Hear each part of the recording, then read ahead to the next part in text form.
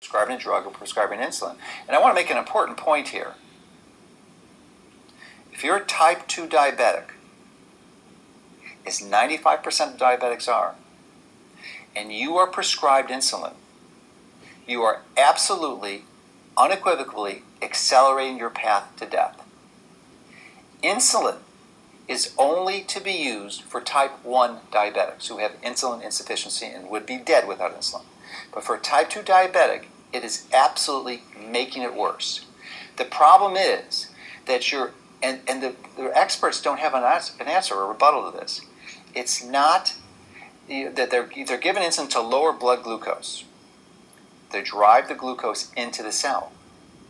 But if glucose is so toxic outside the cell, why isn't it toxic inside the cell? It is. That's the problem. The reason they do this is they don't understand that there's no difference, and there is a difference. So glucose is toxic, whether excess glucose is toxic, whether it's inside the cell or outside the cell. The problem is insulin resistance, and when you give someone insulin, you only make insulin resistance worse. It's the worst thing you can do, and if you have type 2 diabetes, the single best strategy you can do is to, one, stop the insulin immediately, or at least gradually go down, to wean yourself off of it and get off of it, because you do not want to be on insulin. And then to initiate a strategy, probably the first best step that you can take, the first best step is to ignore conventional medical physicians' recommendations for you. And don't take, or oral hypoglycemics are not much better. They are somewhat better, and depending on which one you take, may partially improve it, but none of these drug approaches address the cause of the issue. So people recognize that diabetes is a serious illness, and they want to avoid it. And a large percentage of the population actually has diabetes. The impact of diabetes is profound. It's also, though, what leads up to the diabetes, right? People know that if they get the diagnosis, oh my God, it's serious. But they think that, well, I'll just take some metformin, or I'll take whatever the latest drug is, or I'll shoot up the insulin, and I'll be fine. Medicine has a solution. I've even had people who've come to me, they've been to the doctor, and their blood sugar was borderline, like 118, 119, and they said, oh, I'm pre-diabetic. And they said, yeah, what do I do? And the doctor would say, come back in 6 months, and if you're diabetic, then I'll put you on medication. That blew my mind. Right? This person then came to our program, and we completely turned it around, and all her other chronic diseases went away. So diabetes is at the root of heart disease.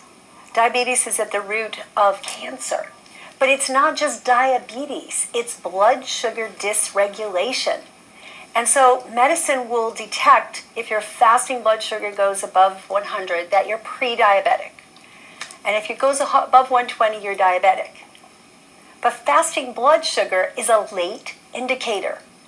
It doesn't shift until the progression has been made for a long time and a lot of the damage is done. There's a lot of foods that we eat today that weren't even on the planet 50 years ago. And so I think as a result of that, because of the fact that our diet has changed so drastically, that's the main reason that we're seeing these upticks in all these different diseases. Some of them are more than upticks. Some of them are just explosions in different diseases. And it's because we're eating differently. I mean, any mechanic will tell you that the fuel that you put in your car matters. That's just self-evident, right? It's obvious. Of course the fuel matters. You don't put Kool-Aid in your gas tank, the car won't run.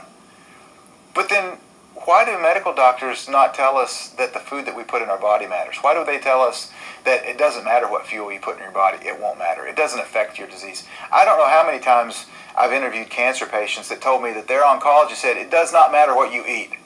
It won't affect your disease. That's absurd. It's absurd to have a medical doctor tell you that the fuel that you put in your body doesn't matter. Of course it matters. So when you speak of diabetes, or somebody speaking of heart disease, or you're talking about cancer, whatever, if you want to probe down into why do we believe what we believe, it seems to me one of the first questions to ask, what does nutrition have to do with this? Eventually I was on a major committee in 1981 early on, and diet nutrition cancer, the first of its kind, and in that case there were 13 of us working for 2 years, 3 years actually,